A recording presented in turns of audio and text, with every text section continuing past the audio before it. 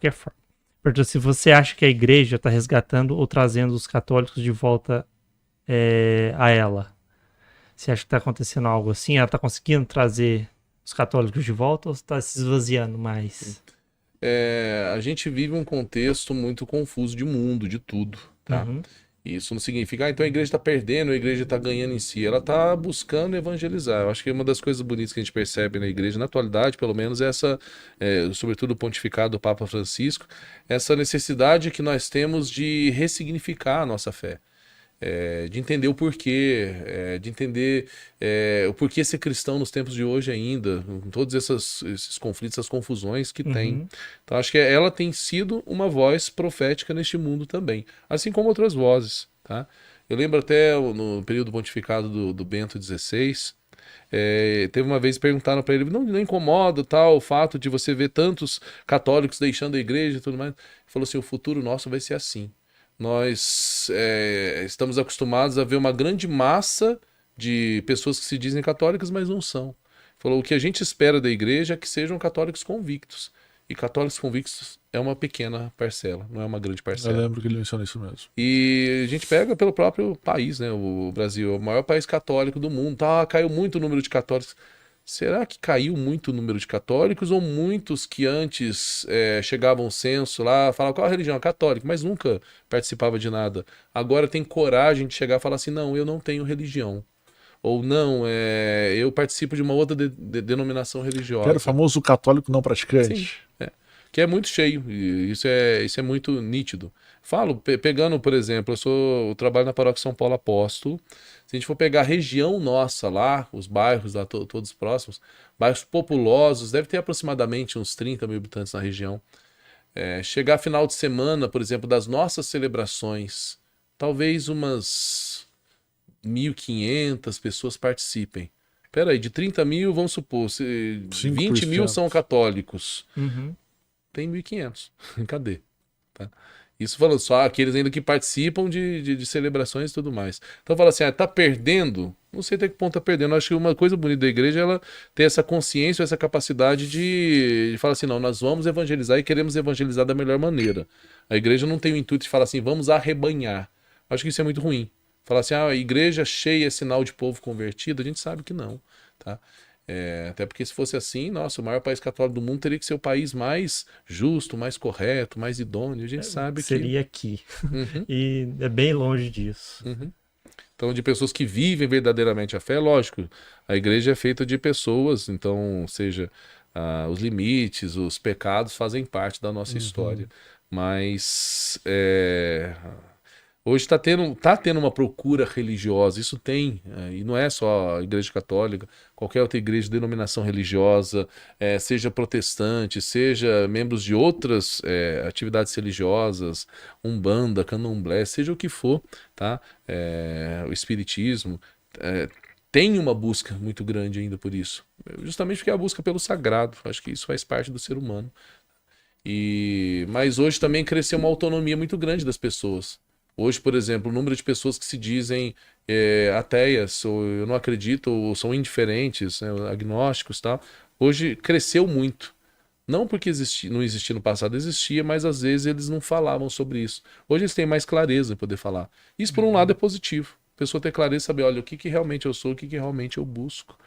E a igreja, ela apresenta uma proposta para a Uhum. vida dessa pessoa. Mas essa pessoa que é agnóstica, o agnóstico acho que é o melhor exemplo para o que eu quero comentar.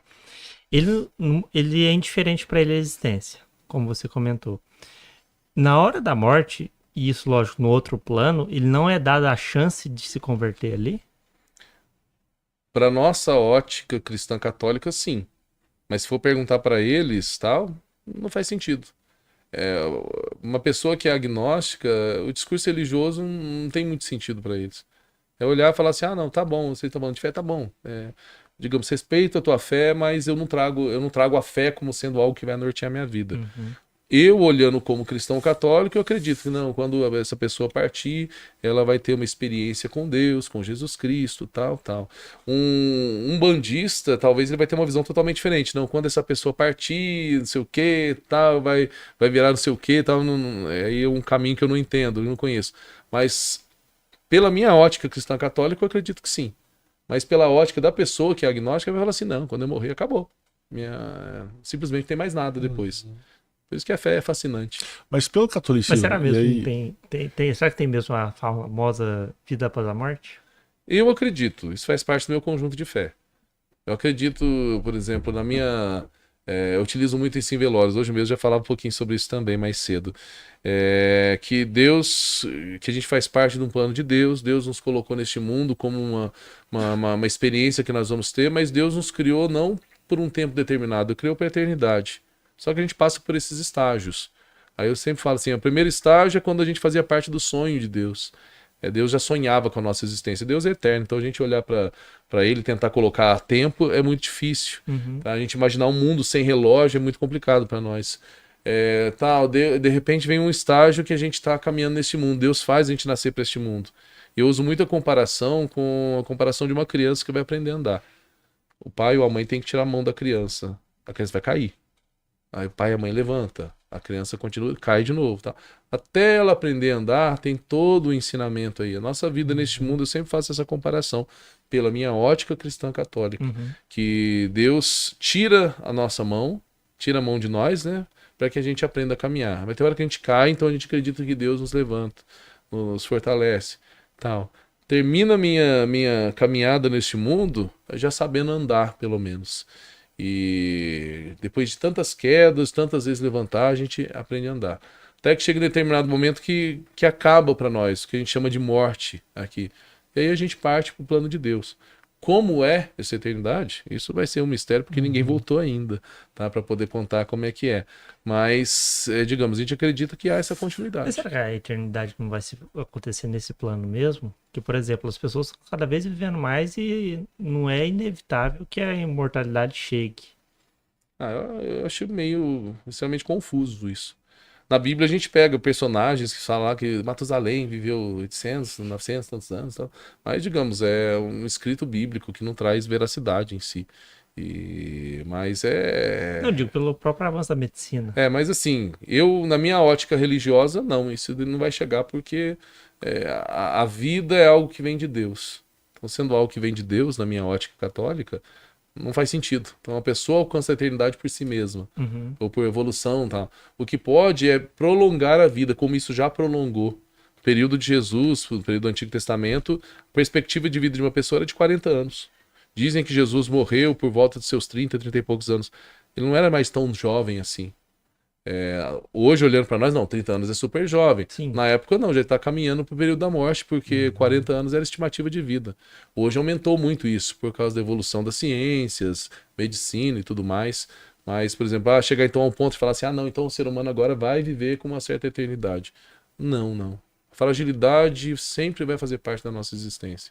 Sempre vai ter uma fagulha de fragilidade. Acho que é isso que torna a vida também, de certa forma, fascinante. Imagina que desespero talvez seria a gente pensar... pelo menos, eu teria uma dificuldade de imaginar, por exemplo, eu aqui, uma eternidade. O curioso caso de Benjamin Button, né? Sim. Mostra bastante isso daí. De repente, vai se passando gerações, vão se passando pessoas, tal, tal. E aí, eu tô aqui ainda?